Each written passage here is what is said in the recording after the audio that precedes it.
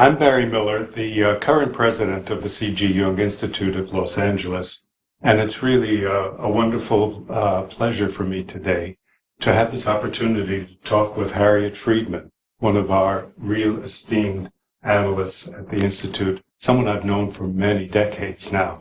And then what has happened over the years is you have evolved into, I think, such a significant influence in the world of Sandplay. And we're going to focus on that today. But before we do, I'd like to get some history of how you got to the Jung Institute. Started a long time ago, in my 20s, when I had been engaged to be married, and everything was going fine until it wasn't going fine. And I was having some real disturbing dreams about it and couldn't move on.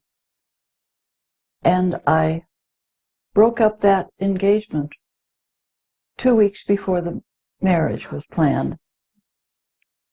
And I had a friend and she saw how very distressed I was, and she said, "I think you're ready to see Max Zeller." Oh. Harriet, at that point, did you know about the Jungians or Max Zeller? I knew I was hurting. That's all I knew. And that I had a good friend who said, you can get some help. She said, "I've thought about giving you his name some time ago, but I thought it wasn't quite right." I was like 22 at this time. And so I went to see this man, a German man with a thick German accent. And he greeted me and asked me to write my name out in handwriting. And I thought I was going to get answers for why I was so miserable, but instead he analyzed my handwriting. And then he did my numbers, told me what my number was. I thought, what? I'm crying every night, I'm not sleeping, and what am I doing here? But something about him, and some of the things he said about the dream that I brought in, a dream that where every tooth in my mouth was crooked. And he said, "Oh, that will take a long time, a very long time, but the dream tells me that you have a chance to straighten that." That was my first session with Max Zeller. I felt better. And I kept going. And every time a collected work would get published, the first thing he'd say was I heard about his excitement about a new collected work that Jung had published. He said, "You must go and buy it." So this was a lot of my analysis. You know, what you're reminding me of my experience, and I think for many of us, that coming to analytical psychology or first Jungian analyst, just the encounter with meaningfulness within us. Not solving problems, but the encounter with meaningfulness, as you described. It was so affirming that I had a bigger life. My life didn't depend on if I married that guy or I didn't marry that guy. Maybe it would be good, we haven't really introduced you. Do you want to say your names? And a little bit about you? My name's Ree Rogers Mitchell, and I'm a licensed psychologist and a friend of Harriet's. Co-writer. And co-writer. Co-writer with Harriet, yes. During the time when I found Sandplay, I actually found it from Harriet, but I was looking for it because I was teaching a class at Cal State Northridge. I'm also a professor there, in child therapy. And I also had a private practice that mainly consisted of children. I was also doing training in object relations at that point. And I was trying to find a technique that would, I was doing play therapy mainly with children, but I was trying to find something that would show what was really perhaps going on with the psyche of the child, that I could better talk about that in my classes. And I was also very worried because, as you know, with the object relations theories, that these problems start at a very early age. And it's often dealing with the parents and so forth. And I was trying to figure out how I could both teach that better, but also help the children and understand it all better. And I went to a lecture at the Institute, and Harriet gave that lecture. And I said, oh my goodness, this is what I've been looking for. Mm-hmm. Later on, I went to Switzerland and did a process with Dora Kalff. So, life-changing. Mm-hmm. Very much so. My name is Sachiko Taki-Reece, and I'm a Jungian analyst. I'm, how do you say, made from the LA, brewed from LA. Homegrown, yes. And how I got into this Sandplay was I was in Japan, and I was a school nurse. And I had a very difficult children, junior high school kids, who are not articulate, So they come to the nursing room, but I don't know why they are there. They're hanging around, nothing is happening, but, So I felt very, insecure and inadequate. And then the Kyoto school board had a training for the teachers to be a counseling skill. And that time, 1960, around that time, the Rogerian was the peak, So we all learned passionately client-centered psychotherapy. But the problem is that's also, you have to speak. Children have to talk, and they don't talk much. So I got stuck. 1965, Dr. Hayao Kawai, first Jungian analyst in Japan, came back from Switzerland. And he was one of the caretaker for this training in Kyoto, school board. So it was really interesting. Everybody was looking forward to see him, So we learned his symbolism and dream analysis and all that kind of things. That time, he was also studying with Dora Kalff, the Sandplay, and he felt, I think that two reasons. One is he thought this would be very good for the Japanese people, as a modality, because one is Japanese temperament. They really more like aesthetic kind of, beautiful things. And another thing is the history. We call Hakoniwa is box garden. And from 13th century, they have this tray with all these miniatures. And that time maybe aristocrats, were doing it. But like 200, 300, from ago, was all citizens. They were doing all those things. So it's very familiar, kind of things. And they love to make some kind of, inner sort of, sceneries in this little tray, or sometimes, rummaging with the sand and, rock and so forth. That's how I was introduced. And the Dora Kalff came since 67 many times to Kyoto, and then I was learning from there, So I was very excited. And when I got here, I met her at Jung International Conference or something in Berkeley. I think 1971 or something like that. And I saw her because, I don't know anybody else and I saw Dora. I thought, I know her, And then she introduced me to Ed.D. here. So that's how I got to Los Angeles. My name is Marion Anderson, and I'm a Jungian analyst and also certified teaching member. I had a German grandmother in the sandbox, literally, and I love to draw, and I was really drawn to the image. I did a lot of crafting and hands-on things. I love knitting until the very day. And I got into graphic design as my first profession. And at some point after Marion moving to Brazil, I also had many personal questions and felt that something wasn't really quite right, and I found a Jungian analyst. During my analytic process, I realized that I might want to change my profession. So I started to study psychology. In Brazil? In Brazil, and started to do that.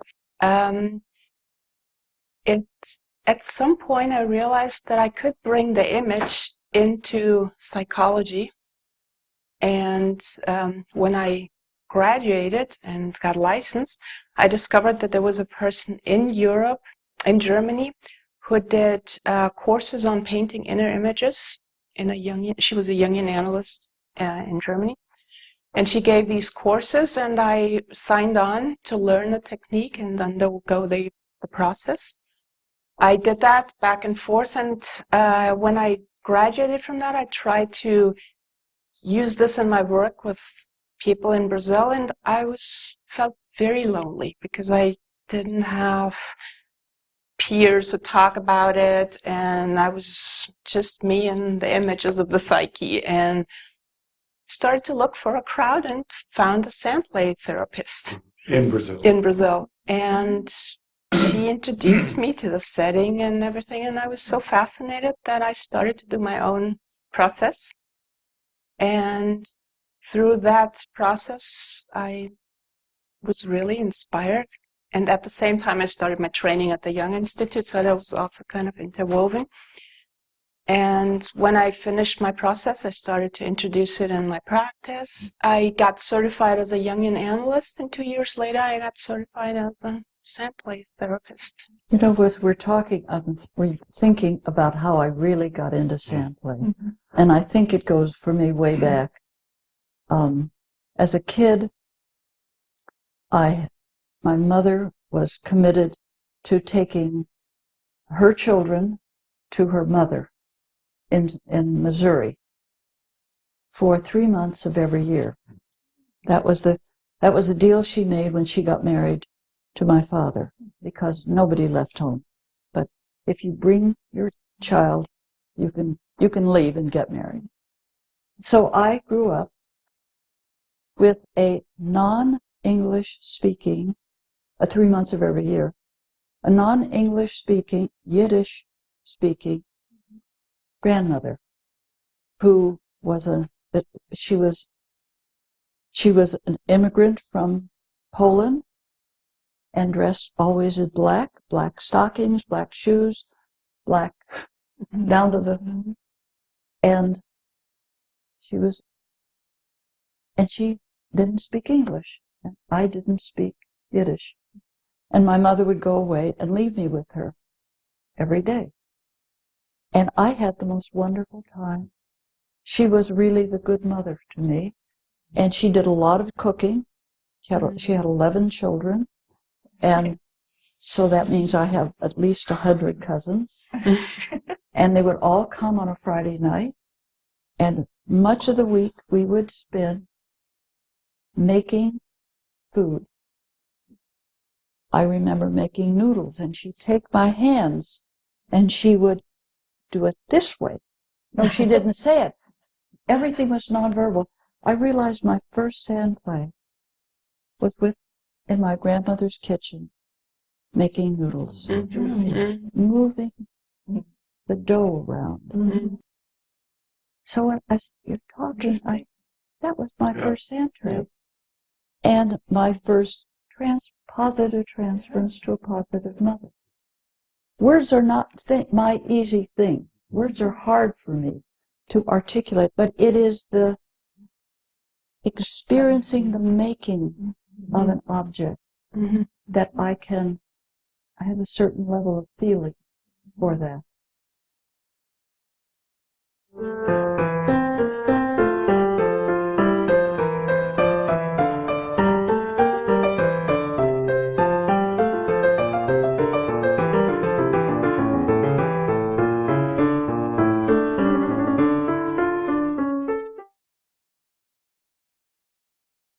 It is a great honor for me to be able to introduce Harriet Friedman this morning.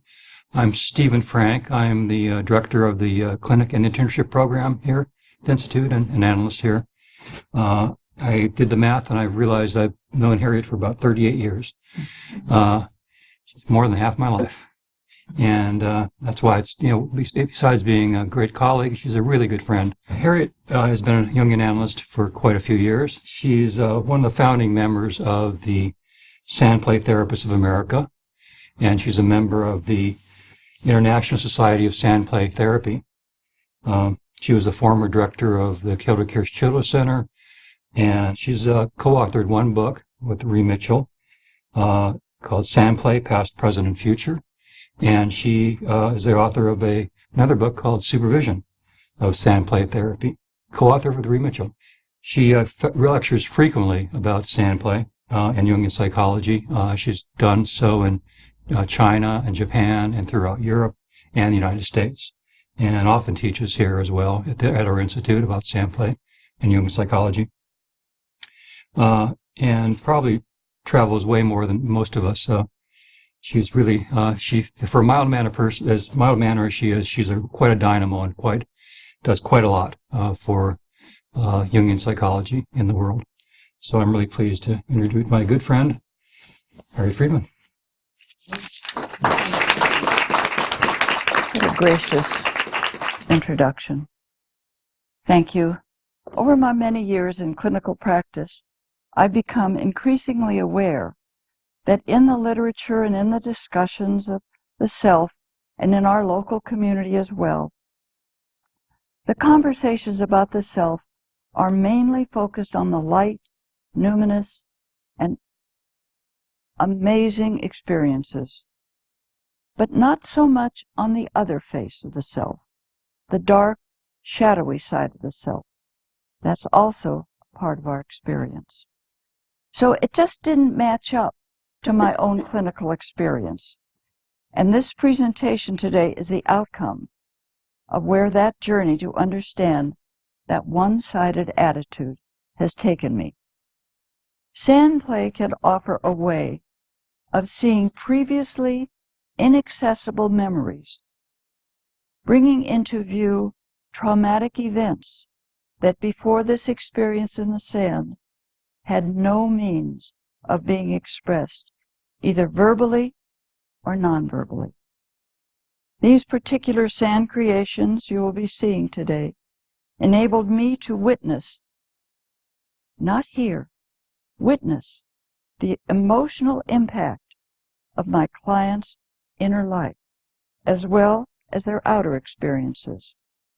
Once shown in the sand, witnessed by another, could at a later time then be able to be spoken about, acknowledged, and hopefully integrated.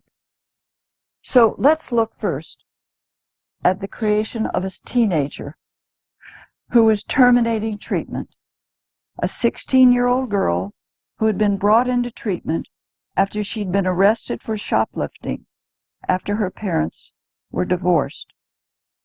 So that's where she came into me.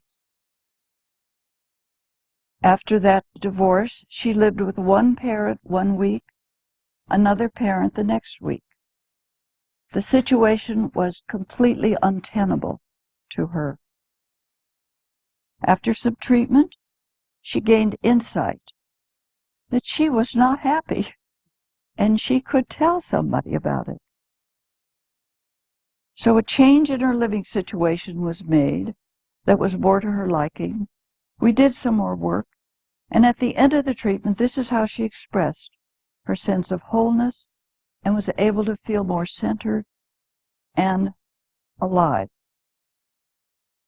In this sandplay, we see lit candles,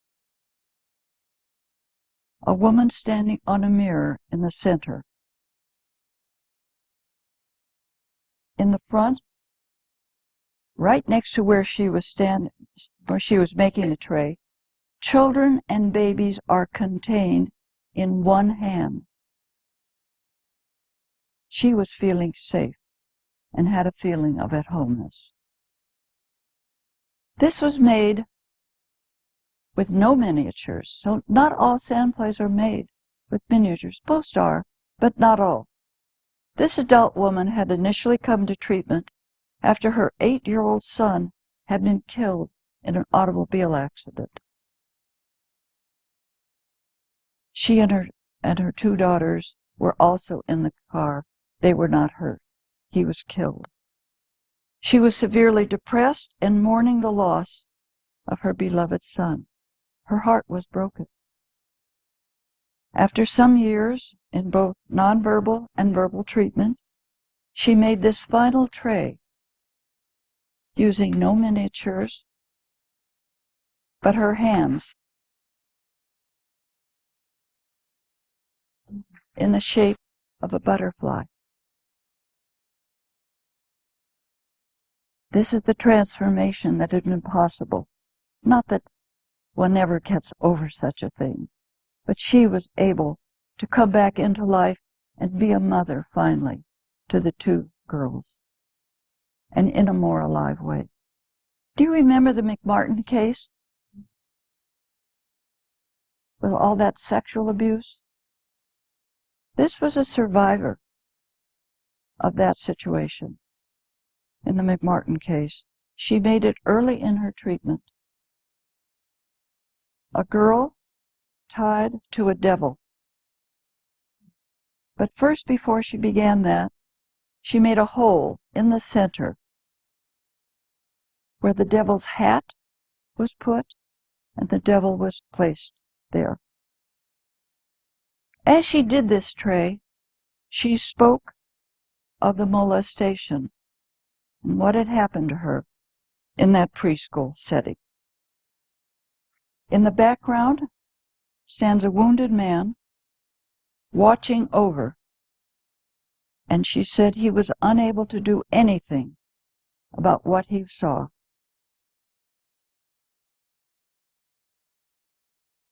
This tray was made by an adult woman who had difficulty maintaining intimate relationships. She felt alone and depressed much of her life. She told me in treatment that as a child, her mother never touched her, never embraced her. She couldn't remember the feel of her mother's skin. However, she had two sisters. They were embraced. Somehow, I don't understand it, she was the chosen one not to be embraced. Terrible, terrible fate. This tray displays how this situation felt to her growing up. Two snakes, not one, two snakes, in circle of fire-breathing dragon, grasping a round red object. Dinosaurs racing in all directions. And we know that dinosaurs tell us about the earliest stages of our lives, and maybe before. This tray alerted me, not told me, but alerted me to what it felt like to grow up without the warmth and comfort of a parent's loving arms.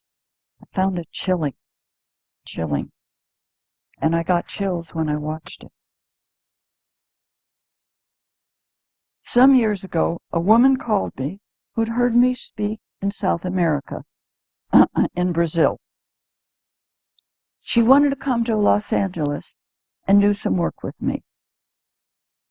I reassured her that some Sandplay work is not going to change her life. She said, "Fine, I understand. I want to come work with you." We made a plan for her to come for a short time for us to work together. She told me about her severe anxiety and panic attacks she had suffered over a long period, since she was about 8 years old. In our initial interview, she told me she'd been raped when she was about 8. A man trapped her in an alley near her home. She was then raped one more time by another man in her own family before she was 13. She had never told anyone about these horrific experiences. And the rape experiences hovered over her whole life, standing taller than anything else. Do you see him?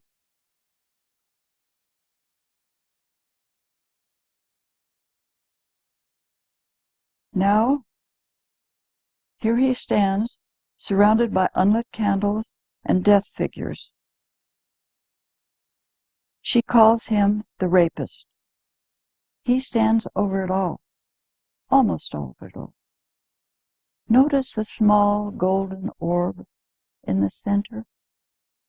I thought to myself, maybe that's a possibility later on. And 2 shovels, teeny, teeny, teeny, but they were there. Maybe she could do some more work. In the right-hand corner is her ordinary life. See how small it is and insignificant it is as compared to the rapist. In the front left is a mother holding a child. She said she had always longed to sit in her mother's lap and tell her these horrible things, but never could.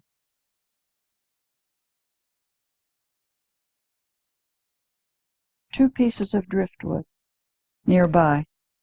I wondered to myself, could she put this behind her? It didn't look like now.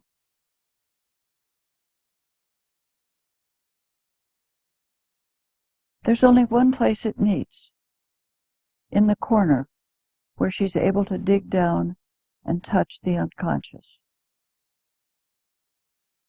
I hoped, as I sat there with her, that it could come together. And as we sat at the tray together, this tray, looking at it, her talking about it, she turned her head from me and looked at the rapist and began to talk to him and began to rage at him, then began to scream at him. And then she calmed down and she looked up at me and she said, "Can I move a figure in the tray?" She picked him up and she did this with him. And she sat and looked at him. And she says, "Maybe he won't get me. Maybe I can go home now."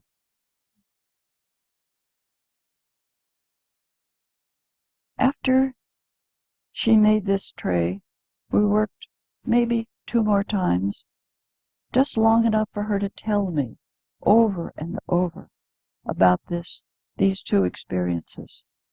She continued talking about them, and then she said, "I think I'm ready to go back home now." Now, I'm aware this is no quick fix. This experience that she had was not going to go away. But she did not feel so anxious, and she had told the secret after 30 years, and we agreed, and I recommended that she start with someone in Brazil, and she did. I see negative self-trays fall into 2 broad categories. In the first category, the dark side of the self usually encompasses most of the tray, as did the last tray we looked at, and often suggests injury, torture, suffering, pain, fear, loss, sorrow, defeat, death, and failure. Those trays usually have a strong impact on the therapist, and particularly the client. An initial tray, a circular mound made in the middle of the tray, suggesting the constellation of the self, but not a numinous one. 3 planes have crashed here. People on stretchers. This 8-year-old boy was brought to therapy because his dad left the family. He had moved out of the house. The boy was devastated because he admired and loved his dad. In addition, his dad was living with a woman who had 2 sons, one about his age. He felt as though his dad preferred the other boys because he was not athletic, while the other boys were, and his dad loved sports. For him, his world had ended. You see it here? However, notice also help is available. People are being carried on stretchers.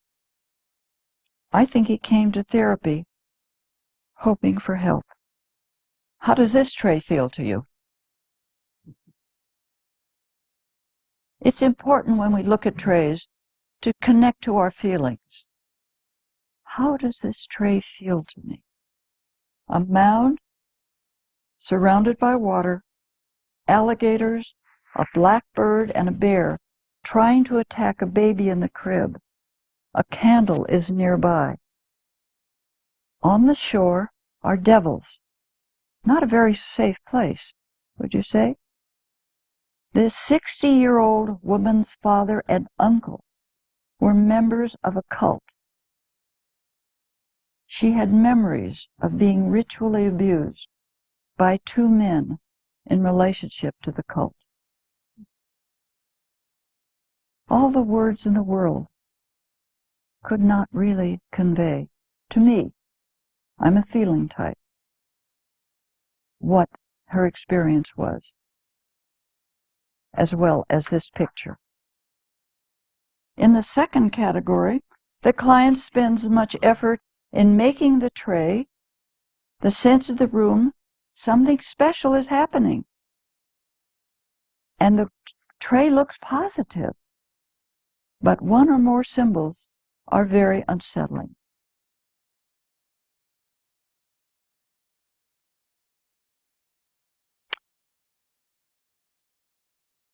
This woman made this beautiful tray, put marbles around, marbles and growing trees, all very, very hopeful. In fact, it was a numinous experience. And then I thought it was wonderful too. And then I took a look. Do you see what's in the upper right? The cannons. My goodness. This could all be destroyed. It's a more fragile situation than the first look.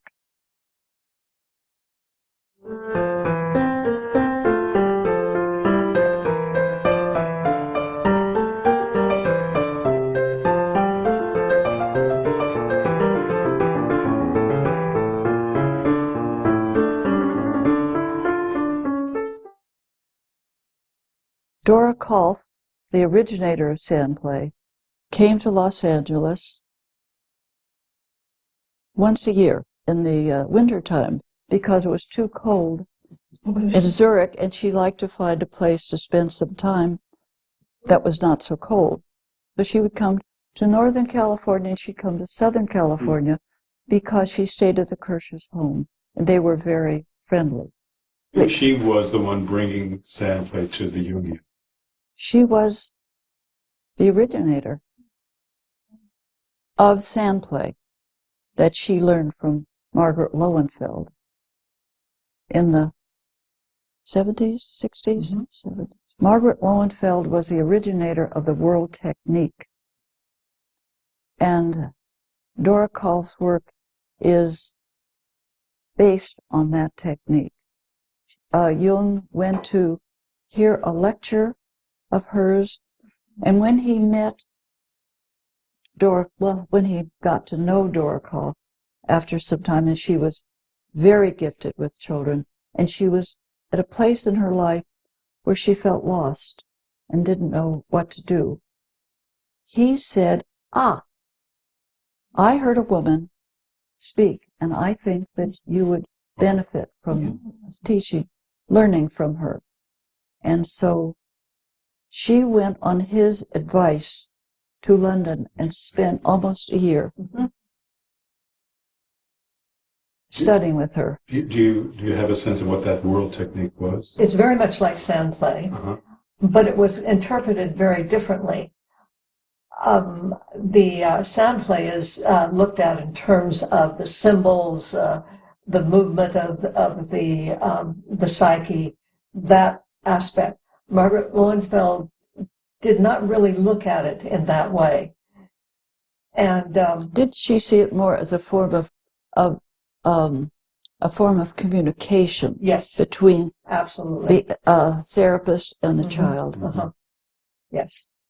Kind of what we might say is a kind of working through the transference in the experience? More in terms of communicating the problems the child is having in their life.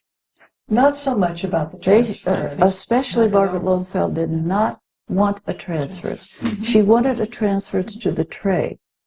In fact, in the early years of her work, she had her therapist wear a certain apron. And all therapists wore the same. It was like a green jumpsuit.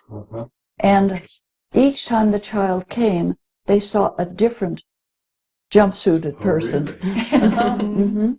Because she wanted to stay away from the transference and get it onto the sand experience.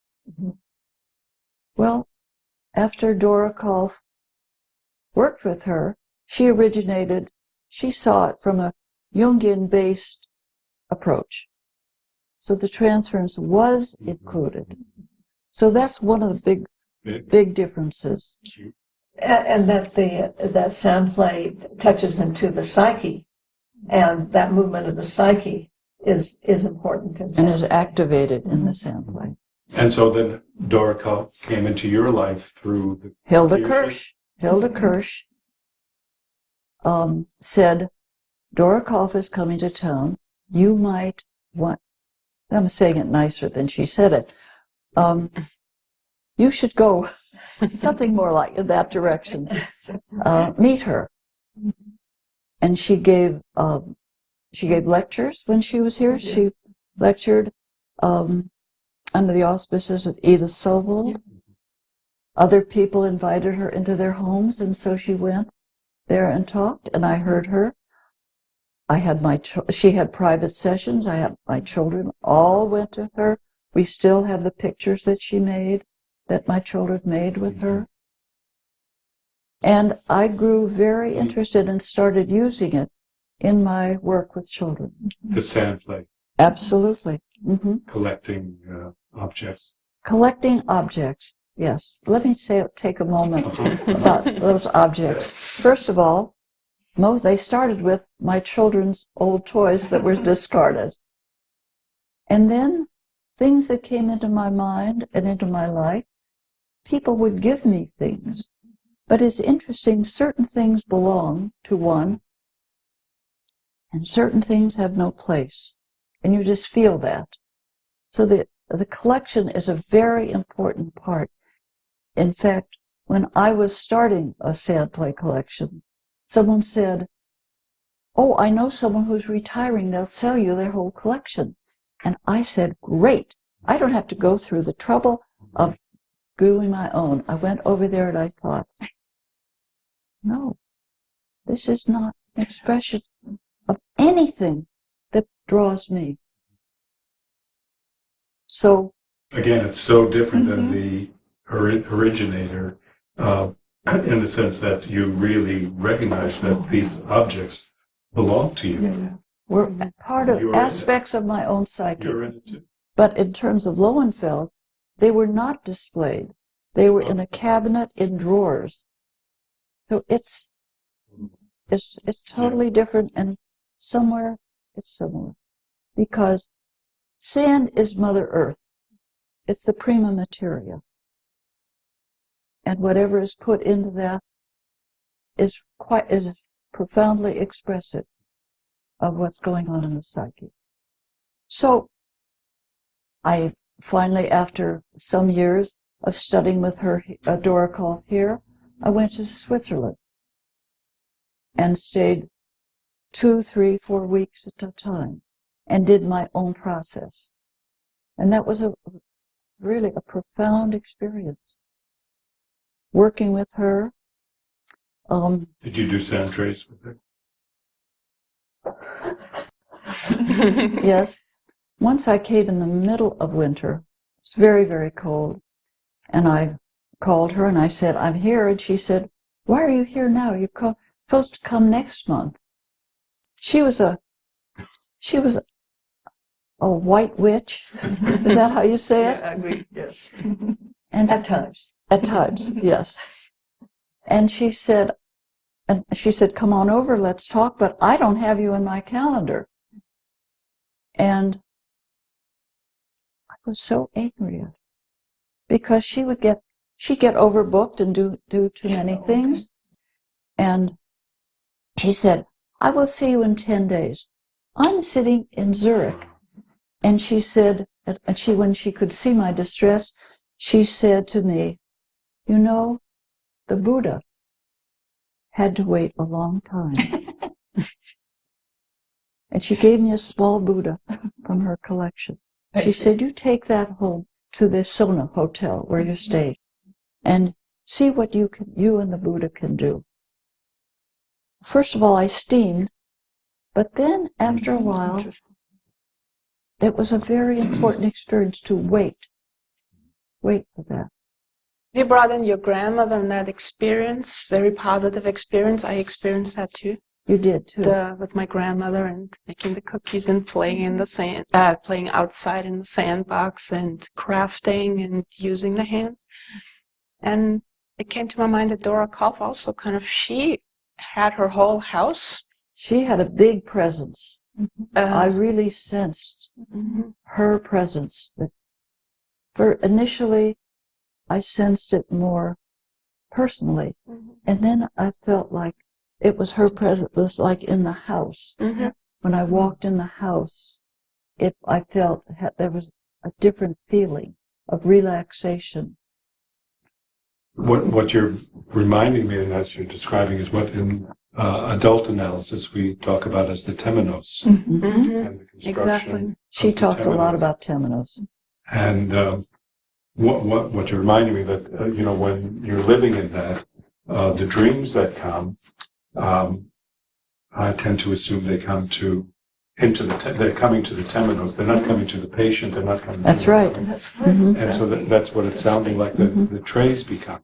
Absolutely, and in that temenos, people have a sense of what is needed, what symbol is needed. Not from here, but a deeper sense of it's not quite finished. Sometimes I will say, and are you ready to, finish it? And they will say, not yet, not yet. I need something else. And they'll sit there, and sometimes they'll look at the tray, and sometimes they'll look at the miniatures. And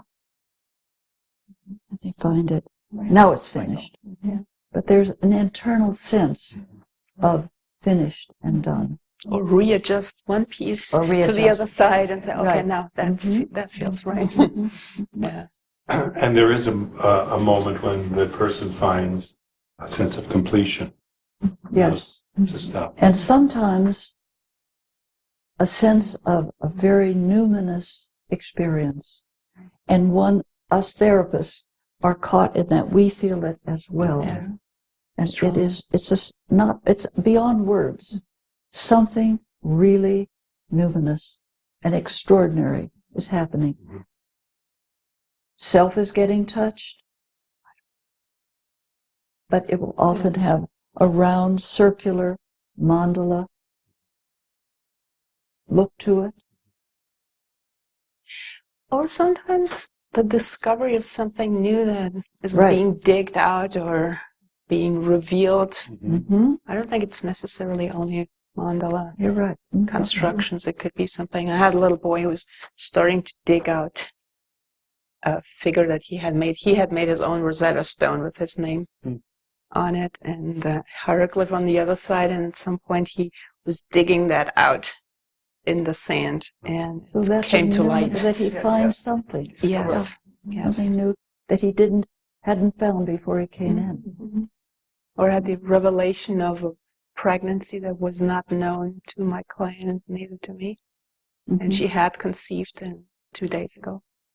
And it was, when I looked at it, this was something special, but we had no idea what it was. I had a woman come in and she put a dead tree, a pregnant woman, she put a dead tree in it. And I thought to myself,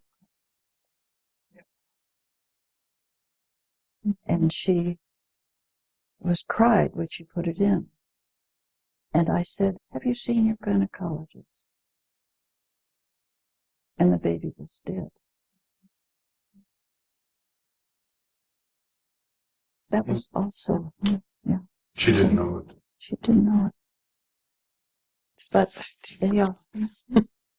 But there are those moments that happen to all of us that is just revealed what we don't know.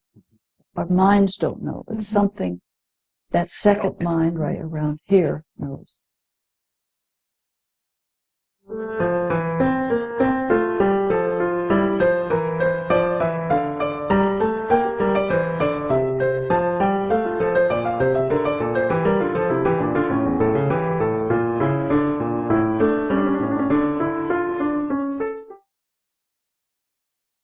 When you were talking about the seminar that you gave that Ree attended and met, it, of course, was a very significant meeting for the two of you because the two of you have done quite an incredible amount of research, writing, and advocating for Sandplay work. And all the while building a relationship and a friendship and having fun through this whole experience. I'm wondering how it came about that the two of you decided that you would be co-authors, that you would have that kind of union. We didn't decide. We just started. It just, yeah. Mm-hmm. What was the first piece you did together? Sandplay Past, Present, and Future. And I'm proud to say that it is still, it came out in '94, and it still is in publication. And it's been published in many languages. Yes. So that must have been an exciting time to find yourself moving into being a writer. I thought we are a writer. Mm-hmm. We are a writer. We write almost everything together. We don't usually go off and write parts and then bring. That's a plan. We always make that plan, but we don't really do it. Our lives are complex. Yeah. Mm-hmm. But it really works in a very sort of nonverbal way that you've emerged this way. Yes. What was Michael Fordham involved with the first book? Very much. Well, I had quite an ongoing correspondence with Michael Fordham because I had visited him and done some time of supervision with him. So we became friendly, and he was one of the early people in the Jungian world that was holding on to working with children. Yes. But he very much was connected to Melanie Klein's way of doing it and was not all that impressed with Sandplay. So when we finished the book, who was going to write the foreword? I thought and re-agreed Michael Fordham. I wrote him and said, of course he'd do it because we had this long correspondence. And he wrote back and he said, absolutely not. Not interested. I don't really go for Dora Kalff's work, and I think it doesn't have anywhere near the importance, the emphasis on transference, countertransference, and I think that's the healing factor. I wrote him again, and he sent back a foreword. In the note, I said, it's fine that you don't like Sandplay. We would still like to hear your thoughts about why you don't like Sandplay, and please include them in the foreword. And then he sent it back, and it was just fine. We were very appreciative. I was wondering what prompted you to choose the topic Of past, present, and future? That's an interesting question because we didn't start out writing past, present, and future. We started out being very, very interested in how to understand trays. And we knew that there were many, many ways to look at trays, symbolically, thematically, all kinds of. So we had this idea that we would do a book that we thought would be kind of a handbook that would help people just understand trays, because that's often the problem. We're asked that constantly. So, but we decided we'd do some research before we did that. And we found that we were fascinated with the stories. Essentially, we read everything that ever been written, not just about Sandplay, but sand and miniatures, and there's much before Dora Kalff. And all many about things. all the articles about Margaret Lowenfeld and how they met. And we got a hold of a history that some Italian people had written about Dora Kalff and told many stories that no one had ever heard. We had it translated, and we became drawn into that, into the history. Well, then that's then the present. And then what about the future? So that's how it happens. I'm curious that when you get to the future, this was almost 20 years ago. How's it looking? I think one of our goals has been not only with our writing, but also our speaking, and that's to spread Sandplay. And so Harriet and I have traveled a lot speaking about Sandplay. It's really all over the world now. it's all of Yes, it is. It is interesting how this has grown, and particularly in Asia, I think, and Sachiko just could speak to that more, because it is a nonverbal therapy. It's much more comfortable, I think, pictorially, and it's phenomenal, the growth. And also is phenomenal in South America. What has gone now, as I say, they have a Many organization people of their own. It seems to me that you're speaking to maybe a two-sided phenomena, that it's something that's been growing, expanding Exponentially. with the two of you and your commitment to And this. now there are many other people. But there's an audience. There are people There who is are- an audience. who want this. And And many certified teachers, Sachiko teaches all over the world. There are so many other of us Who are also committed to do that. and travel and teach. it's fascinating to think about the kinds of varied experiences the four of you have been having around the world, different places, because as has been stated earlier, that the Sandplay work is done in a context, a cultural context.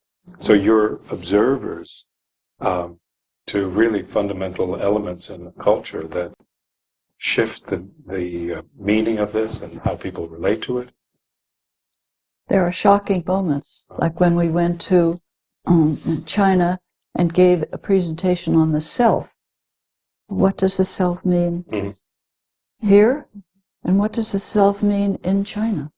And we were surprised that they had a very different concept of what there was much more a collective self than how we think about it here.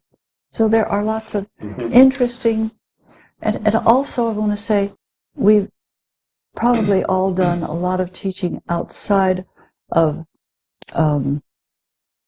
groups that just want to get certified. I'm thinking of some of Gao Lan's work. We were in Shanghai some years ago and taught the therapists that went into the earthquake regions and worked with children. And we work with that whole group as well. They're not looking to be certified, but they take Sandtray out into places where there's a catastrophe, and they use the tray, and they call it something about the Garden of the Soul work. Oh, yes. They don't call it work of the Garden of the Soul work. And these dedicated people wanted to know more about how to use this technique, this method. So we've done a lot of other teaching besides just people who want to get certified. I'm curious if you have experiences that would suggest that there are cultural differences in terms of maybe children, adults getting into the sand, actually getting their hands in it, if you see differences. I think in many ways Americans are more reluctant to get into the sand than many of the people in Asia. Particularly adults, they play. I don't introduce it as playing in the sand because no one would really do it then. But I think the adults are reluctant to some extent. The children's just take to it naturally. Do you think that children in Asia proceed differently than children here? I don't think they're differently. They don't have any resistance The when they children. see their children. They just go you know. I was talking about those disaster area in Japan also, you know. I made it just That's right. You worked portable, with that, with the portable, disaster. you know, they're so small kind of things. And so go to the temporary housing kind of, you know, gathering place. And this is just an instant kind of, you know, inflatable tray with all these miniatures, you know, minimum, you know. But, and it's the therapist or the caretaker is not trained Sandplay therapist, you know. But some adult therapist can gather these children, you know, making a safe and protected space out of this big gathering place, and then do their own thing. And I saw 4 or 5 children play together, and it was without any, you know, fight or anything like that. They were, and also one boy was insisting he wants to do it his own. So everybody was watching, you know. So the children here too, the play has no difference, I think. Yeah. What about when you went to South Africa and worked in the shanty towns? That was another thing, because they did not have regular toys. That was an interesting thing, because they had only bottle caps and, you know, pebbles and, you know, little blocks. So, but they were able to express fully and very intricate things they could do. And then, so they had little children, the elementary school level, and the teenagers, including 18, 19-year-old. So they have a shanty town. This was a group setting. Each one had their own tray, and they did their make, you know. And the therapist over there, one person who became an international, you know, ISST member, she had 3 trainee, like a volunteer therapist, and it was incredibly, how do you say, efficient. Take the notes, take a photograph. And the photograph was interesting because we say, you know, how do you say, we do not show the face, right? Because we don't want to identify, okay. But over there, they had to take a picture of the face, because she said, if you just write a name, one person has sometimes 4 names, and it could be male or female at the same time. So you have to have somebody's face there too, you know. There's a cultural difference. But it gives you a sense of the potential. Very, very incredible. I worked with a lot of German and American people in Brazil that had roots from Germany or America. And I found there was a difference in the figures or miniatures they were choosing. They were kind of more to their cultural background. So I have certain miniatures that I bought in Germany, and German people gravitated around that. Or I have Brazilian miniatures that Brazilian people gravitated around it, or more expressions of that American flags. So that I think that plays cultural out. identity. You see it in the way people choose their material that is similar to them. And I think sometimes that when people use miniatures not of their culture, it indicates that they're going deeper into the. Do you see what you started? Oh my goodness, we could go on and on. Yes, we can. But we can also stop. Because it goes really to the foundation of what draws us into analytical psychology, our commitment to the image and learning from the image, and you're living that. It's reminding me of my memory of Dora Kalff, hearing her say that the critical aspect in the Sandplay work was the therapist's understanding of what's happening in the room, not the person who's coming in to do it, but the therapist. And what I'm hearing today, which is really very moving, is how committed you as a group, as a professional group, are to expanding and increasing that understanding, that you've really taken that. I don't know if you took it from her specifically, but you've taken that challenge. And the way people meet it, the kind of enthusiasm and the meaning that it has for them motivates us. We're not just taking it, they're taking it and giving to us, is my experience. I think it's all of our experience.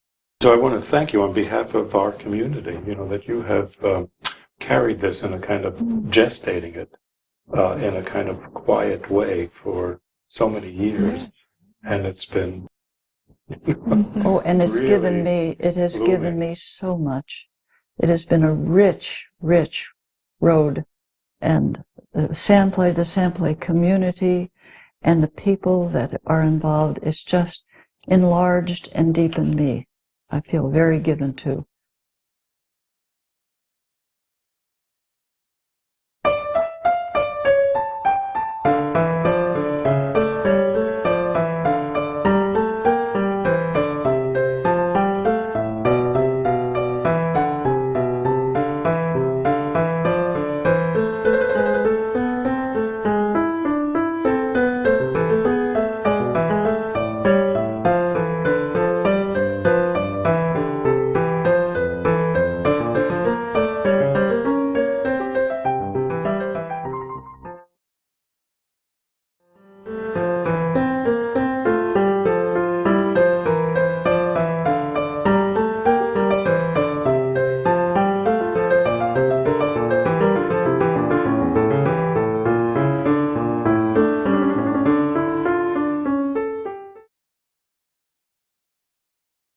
As a young child, Ellie had been sexually traumatized by her bipolar father.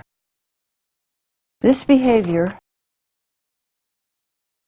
was very intermittent, not all the time. When he was in a manic state, he was more likely to walk around naked with an erection in the house. He didn't touch her, but he would follow her. He never touched her, but I certainly thought she was sexually abused. Being exposed to his outrageous behavior so early in her life scared her. She was really scared, and opened her up to the dark, destructive side of the unconscious. And she grew up knowing she couldn't trust her world to be safe, even if it was safe for a little while. It wasn't going to stay that way. She began verbal therapy when she was 54 years old. Her treatment included both verbal work and sandplay. In our initial interview, Ellie told me she sought out treatment as she suffered from lifelong depression. Couldn't understand her depression, and as far back into childhood she could remember, she felt something was wrong with her. She didn't know what. She never really thought about what happened in those early years with her dad. She just thought something inside of her was not quite right. And as the years went by, she felt more and more that she wasn't living her own life. She was performing. She was acting as though. At that initial interview, she never spoke a word about what went on. What she came for and what she got in therapy was a safe relationship in which she could repair her attachment wounds and early trauma with the exploration through her dreams, her sand plays, and pursue her own individuation journey to find a deep, healing connection to the positive aspect of the self, starting from a very negative aspect. To hear the degree of neglect, abuse, and the complicity of her parents, it made me angry to hear such things. I experienced their behavior as soulless towards their daughter.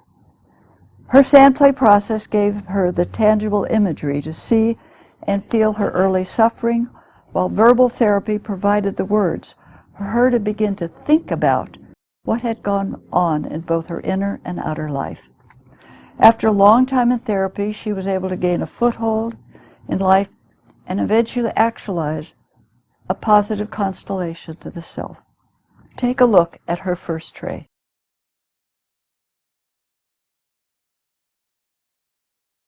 Do you see the horrific scene of a child placed in a cauldron? Fire all around. Devils and witches. Here we see the archaic and demonic level of the unconscious that had been touched in her pain and her distress. And the dark constellation of the self, do you see it here? That's what she was caught in. The largest witch hovers over the baby. The Day of the Dead couple stand behind. The two devils and the witch reminded me of the three fates. First fate, spinning the thread of life. The second fate, measuring how long life will be. The third fate, cutting the thread of light. I wondered what fate she would have. 3 months later, this is her second sand creation. Do you see what she's doing? That's her father. She places her father with a gun. Is that a gun or is it phallus? I don't know. To her it was a gun. In an open coffin, awaiting his burial. To me it seemed as though she was beginning to feel her own sense of agency. And it was a relief. Hopefully, she was putting to rest the trauma that she had experienced with him. As the witch looks out, she places the Venus of Willendorf, the crowned frog, the figure of Yoda. You know that friendly fellow?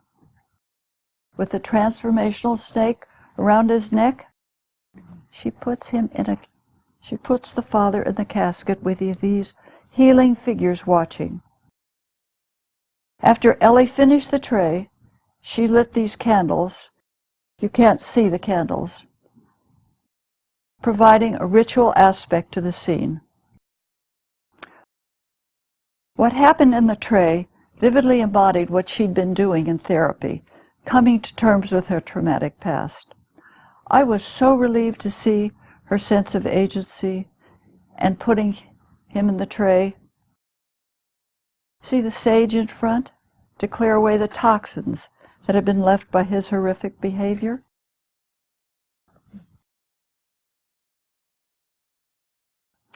Here is Psyche's response to Ellie's last tray, having dared to take the power away from her tyrannical father. Let me show you a close-up. Witches, devils, conferring, because you know, when we make that great step forward, you know what happens? Backlash. We're pulled back. We make that second step forward. In this tray, the devils are back, the witches are back, a coven of witches over the empty cauldron. It's an empty cauldron, I was happy to see that. Witches, Day of the Dead couple, and in the center, here's the skeleton with now 2 coffins. Could this boat represent her new fragile self, trying to get going, with the old destructive energies all around the tiny boat? I was touched to see this fragile self taking off against such energies. It looks to me like it's going over to the right, and that's a candle that she again lights at the end. And now, about this time that she does this tray, in verbal therapy, Ellie has been talking about wanting to speak with her father about her disturbing memories from childhood. She finally has the courage to even think to talk with him about what went on. She went and talked with him after this tray. He had no recall of anything that had ever happened. He denied everything. What he did do that satisfied her was to agree to her request that he never be alone with her children. It was with great relief she told me about their talk and a sense of satisfaction when he complied with her request. And this is the next tray she did after that conversation. I saw it as Psyche's response to the conversation with her dad. Notice that it's both similar as well as different from previous trays. A boat emerges from a birth canal, carrying a little girl in a pink dress, maybe with a positive, new aspect of the self-archetype. The old negative figures, do you see them in the back? They're all there. They haven't gone. But here are two welcoming warriors, protective and helpful, that stand on each side to midwife the new birth, with two baskets of food right there ready for her. Along with these dramatic inner changes, there were also outer changes. Ellie had just begun volunteering as a grief counselor at her church and finding it very rewarding. Here's what the boat had brought to shore: 3 new babies. Her comment was, "These 4 healers are here to welcome these babies to be sure that no more bad things ever happen to them."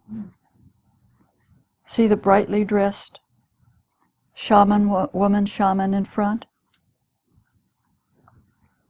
Support from a doctor, a nurse, and the healers to care for these 3 babies. A hurricane lamp and a white owl bring even more light and consciousness to the situation. Now a woman stands on a bridge in the center, no longer a baby in a cauldron. She holds a crystal ball, looking directly to the left to the golden tree. I think in this tray, Ellie makes a statement about the new alignment of the ego and the self. That's the Statue of Liberty over on the right-hand mound. She's standing there with an indigenous woman and a wise old man.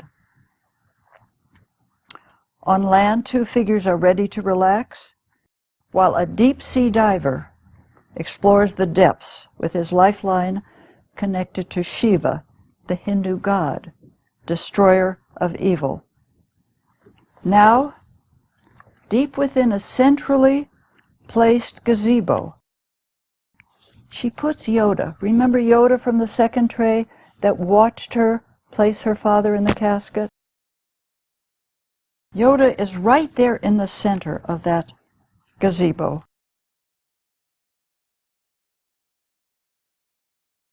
Around the gazebo, she places indigenous women and another Statue of Liberty that safely contains them. Do you see how much safer she is?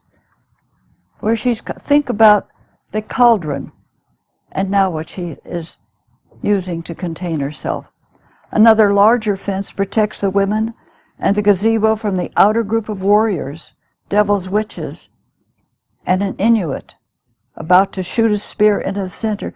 You see, all is not perfect. She's in a center, she's in a stronger position, she has more protection. I see this as her first positive self-tray. She did it with a sense of great importance and felt with much more relaxation.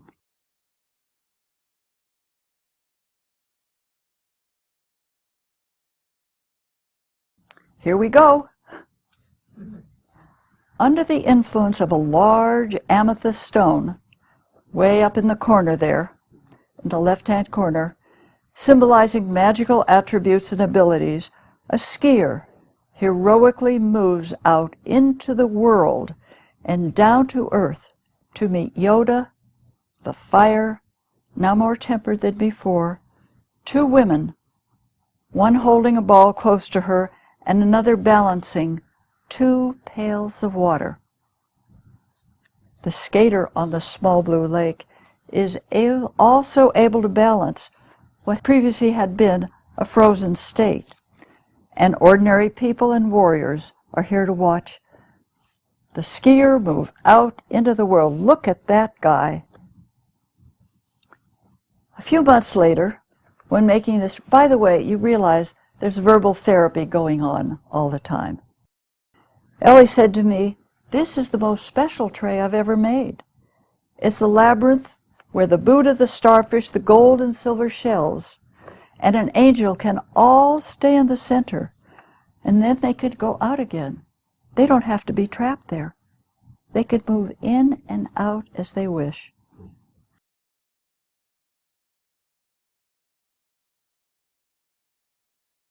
See the starfish? You know about starfishes? Starfish? They can even lose one of their legs. It can grow back. So it's quite important that we understand the symbols of what somebody is using. That's right up there. Her ability to move in and out of this most central space and keep the connection ongoing is critically important. By the time Ellie had made this positive self tray, she was living a fuller, more balanced life as a wife, mother, grandmother, and church-affiliated counselor. She'd worked hard at being present to meet the demanding requirements of developing her connection to her fuller self. She was working hard. Dora Kalff told us, after the self becomes manifest, because I really felt the self had become manifest, clients often use more ordinary figures and themes. They don't continue getting more and more and more numinous. They get more centered, earthed, grounded, which is, of course, it's our job to do. Instead of the highly charged dramatic issues we saw in Ellie's first trays, such as a baby being cooked over the flames, now we see more common, ordinary themes, such as meeting life, maturing as a woman in the world. Now let's look at Ellie's last tray. When she finished it, hope you can see that it is a circle. She's encircled by many women, many ordinary women. She says, "Oh my goodness, I'm leaving home with all my woman parts coming along with me. I like they're with me." That's what she said. And on the front part of the tray, she puts a grieving woman, and with two coffins on the sides of the tray. At the same moment, her current life is being celebrated. All at the same time. She's mourning, and she's celebrating. This was a deeply moving moment for us both. Her ability to mourn, her capacity to suffer and mourn that difficult reality of her fate, was a crucial archetypal task, and I knew that and was so proud of her and her capacity to bring all of it together and really shift the direction of her life.